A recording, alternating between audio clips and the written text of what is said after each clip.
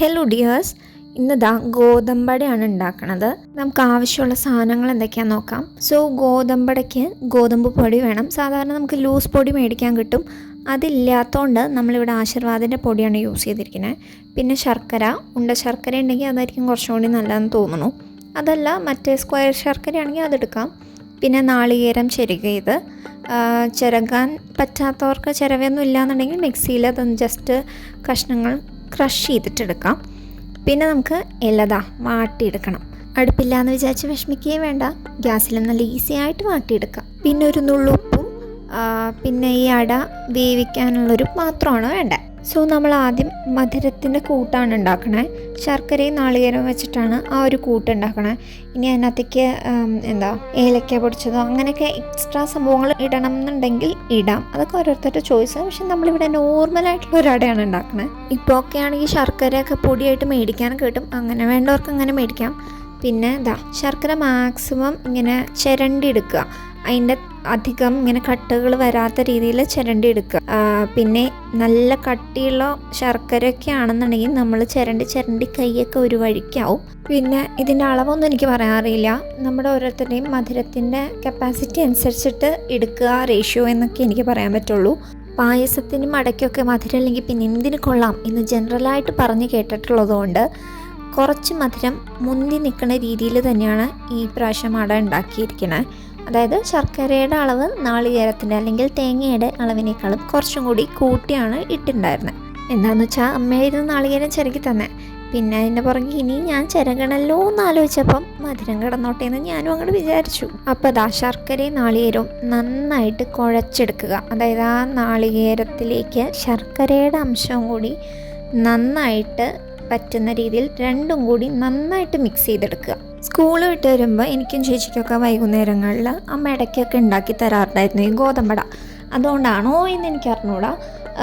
Normal നമ്മുടെ അരിപ്പൊടി വെച്ചുണ്ടാക്കുന്ന അടയില്ലേ, അതിനേക്കാളും എനിക്ക് കുറച്ചും കൂടി ഇഷ്ടം ഈ ഗോതമ്പടയ്ക്കാട്ടോ. വിത്തൗട്ട് ബനാന, ഇല, പിണ്ടി, കൊടപ്പൻ, ഇതൊക്കെ പാളയംകോടൻ വാഴയുടെ ആണ് ഏറ്റവും നല്ലതെന്ന് ഞാൻ കേട്ടിട്ടുണ്ട്. എനിക്കൊരു എക്സാക്റ്റ് ആൻസർ അതിൻ്റെ പറയാൻ അറിയാത്തതുകൊണ്ട് എന്തുകൊണ്ടാണ് അതിൻ്റെ ഏറ്റവും നല്ലതെന്ന് അറിയാവുന്നവരുണ്ടെങ്കിൽ കമൻറ്റ് ചെയ്യൂ.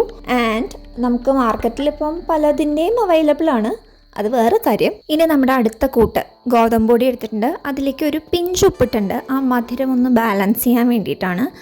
അതിനകത്തേക്ക് നമ്മുടെ നോർമൽ വാട്ടർ, വെള്ളം ഒഴിക്കുക. എന്നിട്ട് നന്നായിട്ട് കുഴച്ചെടുക്കുക. ലൈക്ക് അതിൻ്റെ ഉള്ളിലെ കട്ടയും കാര്യങ്ങളും വരരുത്. നമുക്ക് അരിപ്പൊടി കുഴക്കണ പോലെ അത്രയും കൂടി എളുപ്പമല്ല ഗോതമ്പിൻ്റെ കുഴയ്ക്കാൻ. കുറച്ചും കൂടി പെട്ടെന്ന് കട്ടകൾ വരുമല്ലോ. അപ്പോൾ കട്ടകളുണ്ടെങ്കിൽ അതും കൂടി ഉടച്ചിട്ടുള്ള രീതിയിൽ വേണം കുഴച്ചെടുക്കാൻ. കൺസിസ്റ്റൻസി പറയുകയാണെങ്കിൽ ഭയങ്കര വെള്ളമാവരുത്, ഭയങ്കര കട്ടിയും ആവരുത്.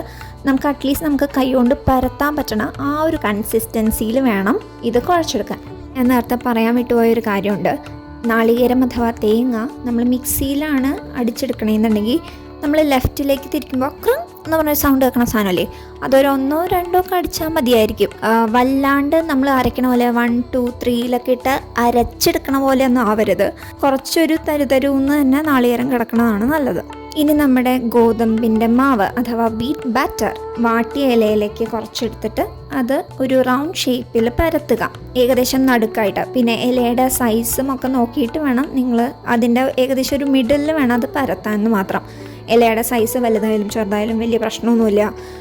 ഇതിൻ്റെ ഷേപ്പ് റൗണ്ട് തന്നെ വേണമെന്ന് വെച്ചാൽ അങ്ങനെയൊന്നും ഒരു നിർബന്ധമില്ല. അത് പരത്തി കഴിഞ്ഞ് കഴിഞ്ഞാൽ നമ്മൾ നേരത്തെ റെഡിയാക്കി വെച്ച മധുരത്തിൻ്റെ കൂട്ട് ചേർക്കുക. നമ്മുടെ മധുരത്തിൻ്റെ നോക്കിയിട്ട് ആ കൂട്ട് ചേർക്കുക. പിന്നെ മടക്കേണ്ടത് നേരെ ഓപ്പോസിറ്റ് മടക്കുക. എന്നിട്ട് റൈറ്റ് സൈഡിലും ലെഫ്റ്റ് സൈഡിലും ഒരേപോലെ നേരെ തന്നെ 2 പ്രാവശ്യം ഒന്ന് ആ ഇല മടക്കുക. എന്നിട്ട് ആ 2 കോണറുകളും മുകളിലത്തെ സൈഡിൽ ഒന്ന് കോണായിട്ട് തന്നെ മടക്കിയിട്ട് ഇത് മൊത്തം നേരെ താഴേക്ക് നമ്മുടെ ദിശയിലേക്ക് ഫുൾ മടക്കുക. ഫുൾ മീൻസ് അത് പകുതി വെച്ചിട്ട് മടക്കുക. അങ്ങനെ ഓരോന്നും വൃത്തിയായി മടക്കി പാത്രത്തിൽ വയ്ക്കുക, ഇല്ലെങ്കിൽ ബാറ്റർ കൊലിച്ചു പോവും. പിന്നെ നിങ്ങൾ ഏതൊക്കെ തരം അടകൾ കഴിച്ചിട്ടുണ്ട്?